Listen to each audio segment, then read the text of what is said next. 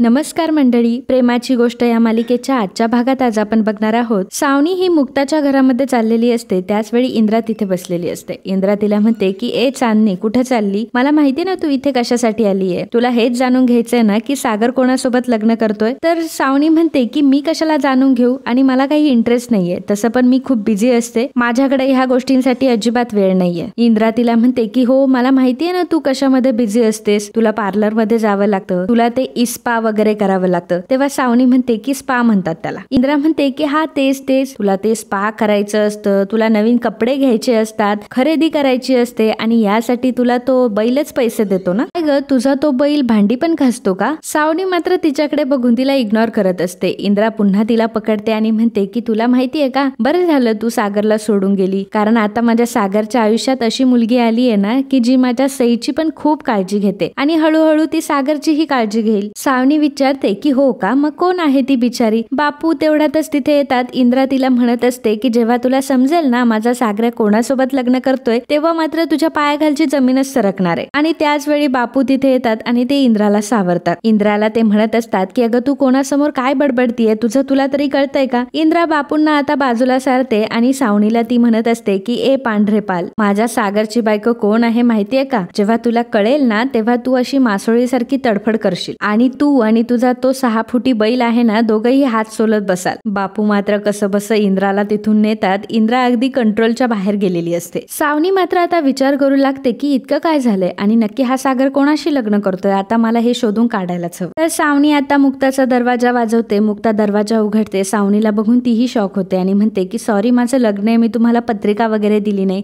सावनी म्हणते की ठीक आहे, काही प्रॉब्लेम नाही. अगं पण तुझ्या हातावरची मेहंदी किती रंगली आहे आणि तुला माहितीये ना मेहंदी केव्हा रंगते? जेव्हा नवऱ्याचं आपल्यावर खूप प्रेम असतं ना तेव्हाच मेहंदी रंगते. तेव्हा मुक्ता पुटपुटते आणि म्हणते की प्रेम तर उतूच जातंय त्यांचं. आणि म्हणते की खरं तर हर्ष मला म्हणाला की उद्या मुक्ताचं लग्न आहे, त्यामुळे तर मुक्ता म्हणत असते की खरंच याची काही गरज नाही, मला नकोय गिफ्ट वगैरे. सावनी तिला गिफ्ट ओपन करून दाखवते, त्यामध्ये डायमंड नेकलेस असतो. तेव्हा मुक्ता म्हणते की नाही एवढं एक्सपेन्सिव्ह गिफ्ट तर मी घेऊ शकत नाही आणि तुम्हाला सांगू का, तुम्हाला छान दिसेल, तुम्हीच ठेवा आणि मला तर एवढं महागडं गिफ्ट कॅरी सुद्धा करता येणार नाही. सावनी म्हणते की अगं काही गोष्टी ह्या प्राइसलेस असतात, जशी आपली सई आहे, तू तिच्यासाठी तर एवढं करू शकते आणि जर तू आता हे घेतलं नाही ना तर मी आता पुढे सईला सांगेल की आता यापुढे तू काही मुक्ता आंटीच्या घरी जायचं नाही, त्यामुळे तुला आता हे घ्यावंच लागणार. सईचं नाव घेतल्यामुळे मुक्ता आता ते गिफ्ट स्वीकारते. सावनी म्हणते की बरं मिठाई वगैरे नाहीये का, लग्न घर आहे ना? मुक्ता म्हणते की सॉरी मी तुम्हाला दारातच उभं केलं, तुम्ही आतमध्ये या, मी आता लगेच घेऊन येते. सावनी जेव्हा घरी येते त्याच वेळी सावनीचं लक्ष जातं त्या ट्रॉफीवर, जी बेस्ट मॉमची ट्रॉफी सईने बनवलेली असते आणि सावनीला असा गैरसमज झालेला असतो की सई तिच्यासाठी ते बनवते. परंतु मुक्ताच्या घरी ती ट्रॉफी बघून सावनीला आता मोठा प्रश्न पडलेला असतो. सावनीला आता सगळ्या गोष्टी क्लिअर झालेल्या असतात. मुक्ता तिच्यासाठी मिठाई घेऊन येते, परंतु सावनी ती मिठाई खात नाही आणि तिथून निघून जाते. सावनी मनात म्हणत असते की याचा अर्थ ती बेस्ट मॉमची ट्रॉफी माझ्यासाठी नाही तर मुक्तासाठी होती. तर सगळं नक्की काय होतंय माझ्यासोबत, असा तिला आता मोठा प्रश्न पडलेला असतो आणि ती पुन्हा इंद्राकडे जाते आणि दरवाजा वाजवते. इंद्रा तरीही नशेमध्येच असते. दरवाजा उघडते. इंद्रा सावनीला म्हणत असते की कशी उडाली तुझी तारंबळ आता, आपला नवरा दुसरा कोणासोबत तरी संसार थाटतोय म्हणून कशी जळली आता तुझी. माझ्या पोराचे तू 7 वर्ष बर्बाद केले, आता मी नाही सांगणार की तो कोणाशी लग्न करतोय, ही गोष्ट आतल्या आत खात राहिली पाहिजे तुला. सावनी म्हणते की तुम्ही एवढ्या खालच्या दर्जाला जाल असं मला कधी वाटलंच नव्हतं. सई तुमच्याकडे यावी म्हणून तुम्ही सागरचं आणि मुक्ताचं लग्न लावून देताय हे कळलंय आता मला. इंद्रा म्हणते की हो सागर मुक्ताशीच लग्न करतोय, आता बघत राहा की मी तुझं काय करते ते. तू आम्हाला रडवलं पण सावने आता तू हारलीस, आता कोर्ट निकाल आमच्या बाजूने देणार आहे. आता सई तुझ्याकडे कशी येते ना तेच बघते मी. जा आणि जाऊन सांग तुझ्या त्या बैलाला की सागरने तुम्हा दोघांना हरवलंय, चल निघ इथून, असं म्हणून सावनीला आता ती जोरात ढकलून देते. सावनीला आता मोठा धक्का बसलेला असतो आणि हर्षला आता कुठल्या प्रकारे तोंड दाखवावं हा तिला मोठा प्रश्न पडलेला असतो. सावनी आता घरी आलेली असते. तिला सगळ्या गोष्टी आठवत असतात की कशा प्रकारे मुक्ता तिच्यासोबत इतकी सफेद खोटं बोललीये, कशा प्रकारे सईची कस्टडी मिळवण्यासाठी या लोकांनी एवढ्या प्रकारचे प्रयत्न केले की मुक्ता आणि सागरचंच लग्न लावून देत आहे आणि जर आता मुक्ता आणि सागरचं लग्न झालं तर सईची कस्टडी ही सागरला जाईल आणि सईची कस्टडी जर सागरला गेली तर हर्ष हरेल आणि हर्ष मग काही तिच्यासोबत लग्न करणार नाही. त्यामुळे आता सावनीला खूप टेन्शन आलेलं असतं. तितक्यातच हर्ष तिथे येतो. हर्ष सावनीला आवाज देतो तर सावनी म्हणते की हर्ष ऐक ना, मला तुला एक गोष्ट सांगायची आहे, परंतु तू मला प्रॉमिस कर की ती गोष्ट ऐकल्यावर तू माझ्यावर अजिबात चिडणार नाही. अरे ऐक ना, खूप मोठा प्रॉब्लेम झालाय. हर्ष म्हणत असतो की प्रॉब्लेम तुला काय होणार आहे, प्रॉब्लेम तर होणार आहे आहे त्या मुलीला जी मुलगी सागर सोबत लग्न करणार आहे. कोण असेल ती बिचारी मुलगी काय माहिती. तेव्हा सावनी म्हणते की अरे ती बिचारी मुलगी मुक्ता आहे. मुक्ताचं नाव ऐकल्यावर आता हर्षवर्धनलाही मोठा धक्का बसतो. तर इकडे मिहिका आणि मुक्ता बोलत असतात त्याच वेळी तिथे पुरुषोत्तम येतो. पुरुषोत्तम म्हणतो की काय मग लवकर झोपा, उद्या लग्न आहे. आणि मिहिका तू मुक्ताला छान रेडी करू द्या. तर मुक्ता म्हणते की बाबा बरं आई झोपली ना. तर पुरुषोत्तम म्हणतो की हा थोडा वेळ ती बरळत होती, आता मात्र गाठ झोपलीये. पुरुषोत्तम म्हणत असतो की खरं सांगू का मला खूप मज्जा आली हे सगळं बघून, कारण मी माधवीला पहिल्यांदा नाचताना बघितलं ना. आणि सगळ्यात महत्वाचं म्हणजे तेही अशा गाण्यांवरती. आणि अशी गाणी तर ती ऐकत सुद्धा नाही. आज तर तिने अशा गाण्यांवर डान्स केलाय. बापूंच्या भाषेत म्हणायचं झालं तर जलवाच केला आज तिने. तेव्हा मुक्ता पुरुषोत्तमची गंमत करत म्हणते की अगं आई मी नाही हा बोलतोय. पुरुषोत्तम लगेचच उभा राहतो आणि म्हणतो की नाही माधवी मी नाही बोलत. आणि मग मुक्ता आणि मिहिका दोघीही मोठमोठ्याने हसायला लागतात. पुरुषोत्तम म्हणतो की अगं मुक्ता वेडी आहेस का तू, अशी काय माझी गंमत करतेय, जाईल ना मी वरती. नाही का कृपा करा माझ्यावरती की मी आता जे काही बोललो ना ते माधवीला कळू देऊ नका. असं आहे ना तू जाशील लग्न करून परंतु ही मला डिवोर्स देऊन देईल. तर इकडे हर्षला मोठा धक्का बसलेला असतो. हर्ष सावनीला म्हणतो की सावनी तू जोक करतेयस ना. सावनी म्हणते की नाही हर्ष, सागर हा मुक्ता सोबतच लग्न करतोय. हर्ष म्हणतो की ही तीच मुक्ता आहे का जिला तू लाखो रुपयांचा काल नेकलेस देऊन आलीये. सावनी म्हणते की मी सुद्धा विचार करतेय की ती एवढी हुशार मुक्ता ही कशी काय इन्फ्लुएन्स झाली त्या सागरच्या बोलण्यात. हर्ष म्हणतो की सावनी तू एक नंबरची मूर्ख बाई आहेस. तुझ्या आजूबाजूला काय चाललंय ना याचं तुला काहीच भान राहत नाही. तू भेटला होतास ना मुक्ताला, तुला तरी संशय आला का तिच्यावर, आणि तू काय मला बोलतोयस. तो सागर खूप हुशार निघालाय. त्याने तुझ्याकडनं अवॉर्ड तर हिसकावून घेतला परंतु माझ्याकडून माझी सही देखील हिसकावून घेतली. हर्ष म्हणतो की तू आता उगाच काही दाखवू नकोस. मला माहितीये ना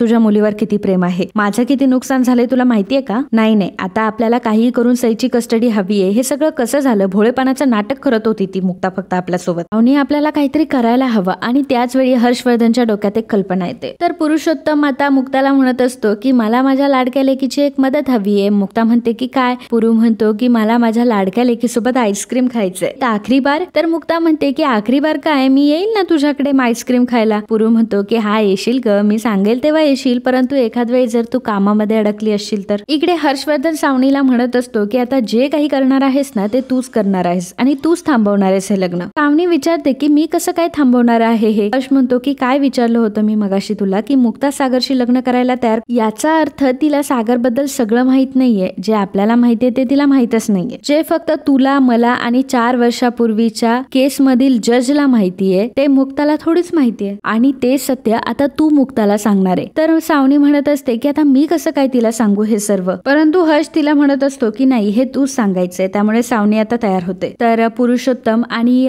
मुक्ता इकडे खूप भावुक झालेले असतात. मिहिका म्हणते की चला आता मी तुमच्यासाठी आईस्क्रीम ऑर्डर करते. मित्रांनो आजचा हा भाग इथे संपतो. पुढील भागात आपल्याला पाहायला मिळणार आहे सागर आणि मुक्ता दोघंही एकमेकांसोबत आता लग्न मंडपात उभे असतात. मंगलाष्टका चालू असतात आणि त्याच वेळी सावनी तिथे येते आणि म्हणते की हे लग्न होऊ शकत नाही. तर माधवी म्हणत असते की 1 मिनिट, आम्हाला त्याच्या पूर्व आयुष्याबद्दल सगळी कल्पना आहे आणि आम्हाला सगळं माहितीये. तेव्हा सावनी म्हणते की तुम्हाला हे माहितीये का की त्याला 11 वर्षाचा मुलगा आहे सागरला. माझा 8 वर्षाचा मुलगा हा तुझ्यामुळे बेशुद्ध पडला होता. आणि हा फक्त माणूस नाहीये, हा राक्षस आहे, राक्षस. तर मित्रांनो असेच प्रेमाची गोष्ट या मालिकेचे डेली अपडेट बघण्यासाठी आताच आपल्या चॅनलला सबस्क्राईब करा. आणि हा व्हिडिओ जर तुम्हाला आवडला असेल तर व्हिडिओला लाईक आणि कमेंट करायला अजिबात विसरू नका. धन्यवाद.